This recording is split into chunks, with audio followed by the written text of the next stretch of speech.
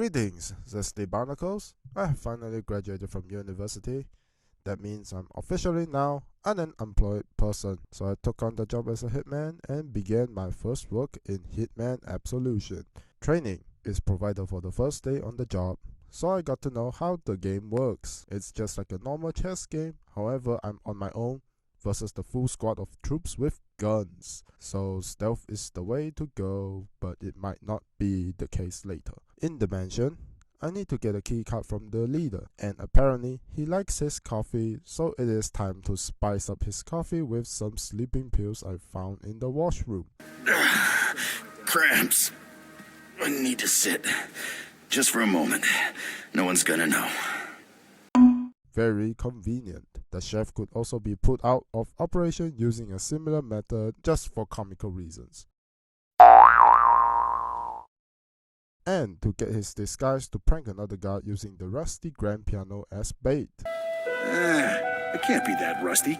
This thing needs a tuning. We should get a piano guy in here. There he is. Hook, line, and sinker. Let the prank begin.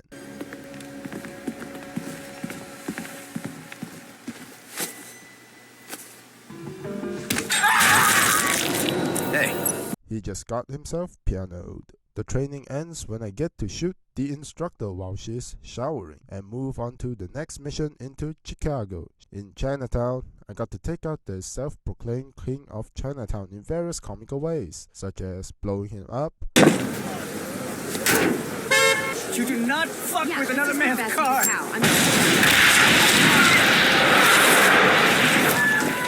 adding seasoning to his coffee or his medicine.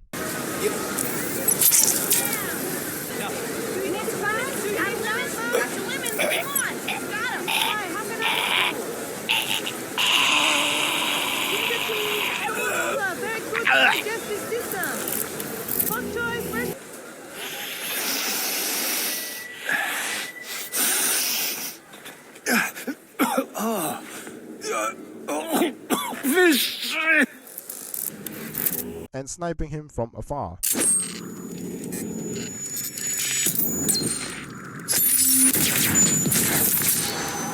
What a rookie mistake, dragging all the hostility by shooting him with my balls.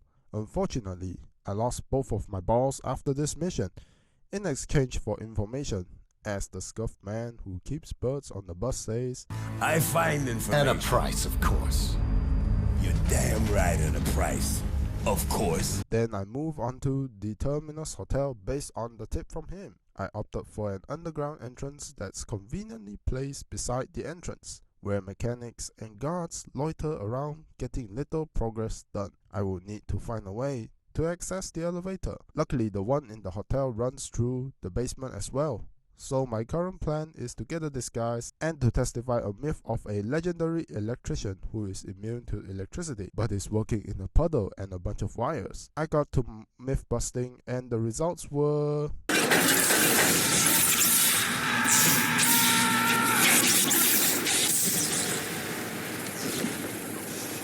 shocking, to say the least.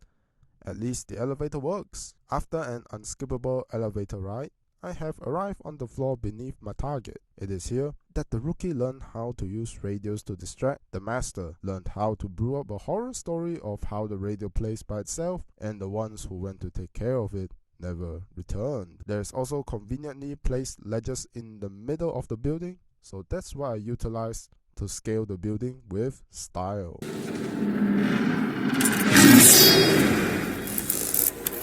Even found the film and played it on the big screen.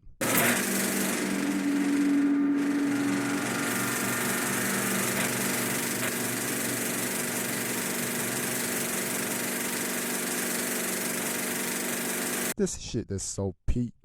At last, I made my way to my target's room. Naive me decided to drop kick him from the vents, but only to get KO'd by his bodyguard moments later.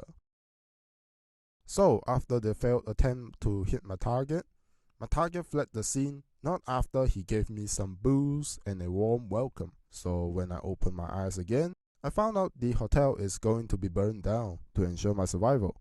I ran out of the hotel while escaping the Chicago PD for my supposedly unlawful conduct. Stay calm.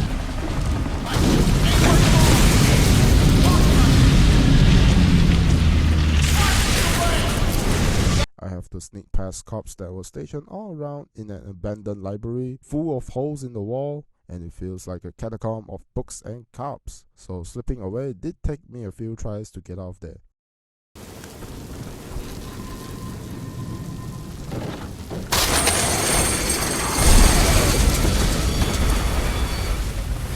Next up is a happy plantation called Shangri-La. It is here the radio phantom strikes again, as he discovered a safe and found the code to crack it, only to lure the cops in with a radio and an army of Benjamins. In addition, the cops get to enjoy a breathtaking fireworks show. Somebody's business is booming.